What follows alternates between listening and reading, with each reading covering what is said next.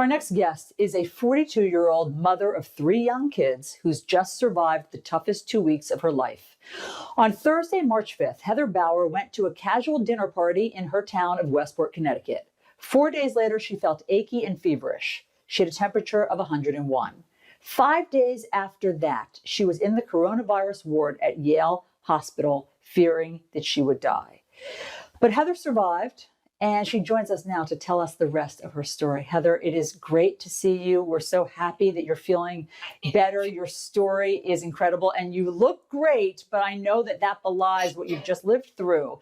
And so let's just start at the beginning, Heather, and just tell us this dinner party that you went to on a Thursday night in Westport. Now, when you look back at that event, because you got sick and so many people from that dinner got sick, and there's so much question about social distancing, was there anything unusual or anything that should have been done differently about that party? No, it was just a simple party, There wasn't that many people there. It was nothing out of the ordinary. And there was multiple parties after that, by the way, with hundreds and hundreds of people on Thursday and then on Friday and Saturday. Nobody was social distancing. And even at the party that I went to, by the way, people were not hugging and were already thinking about this a little bit. But, there were maybe 50 people were at the party that I was at. It's such a cautionary tale for everybody, because if it can happen there, it can happen everywhere. So let's talk about what your symptoms were. So after that, you are, as we've said, a very healthy woman. You're a long distance runner, a marathon runner. So a few days later, just describe what your symptoms were over the course of the next week. Right. So it started with a fever. And I thought, maybe I'm getting the flu, even though I had a flu shot. I didn't know that anybody else, of the people that I had been with were not feeling well. So I thought maybe I had the flu. I took, some Advil, and the fever went away, because for the first few days when you get sick, fever seems to come at night, and then in the morning it goes away.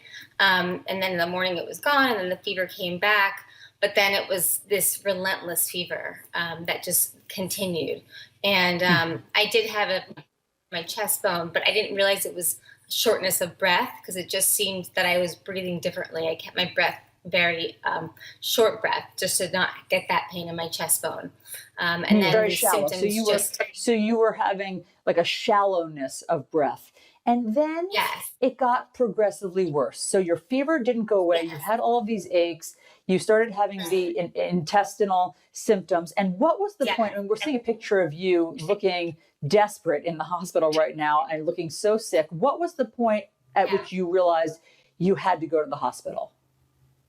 I was very fortunate, because I was given the number to Yale COVID. They had a hotline, and they had nurse practitioners that were calling and checking in on me, and every day, actually. So they were the ones that recommended that I got tested because of the exposure and because of my fever. The test results took 5 days, which is just unbelievable. And every day they checked in, and when one of the nurse practitioners called me, she didn't like the way I sounded. And then she had a doctor come on the phone, and they asked me to take a breath. And when I did, I coughed very quickly. And so they recommended that I come to the hospital right away. I had other symptoms, but they had, they were like, do you have a sore throat, or do you have a runny nose? I didn't have those symptoms. So sorry. What was it? And so you spent 9 days in the hospital, Yes. and those pictures of you look horrible. Frankly, you look so sick. And were there horrible moments where you wondered if you would survive this? Yeah, because it just kept getting worse. I was vomiting. To be vomiting in your bed in a pan, it's a horrible feeling. I had migraines. You lose your taste. You lose your smell. I ended up developing hepatitis. There was a day where they told me they may have to do a spinal tap. They were concerned about me developing meningitis. Actually, that was 1 week ago today. It was terrifying. And you just don't know if you're going to be that person. And I'm 42. I'm a nutritionist. I've dedicated my entire life to being healthy. I've run 15 marathons. And so I was thinking, I'm going to be that one. I'm going to be that one that this is taking down. And I just felt like I was completely out of my body. It was taking over my body. I had a rash all over my body, like every area of my body, this disease had taken over, and I wasn't getting better. And I was fortunate enough to be, because I was at Yale, and I was part of their the trial at Yale. I was placed on the hydroxychloroquine, and that's interesting. So you were able to get that. You were able to get that sort of experimental drug. And do you think that changed the course of your recovery?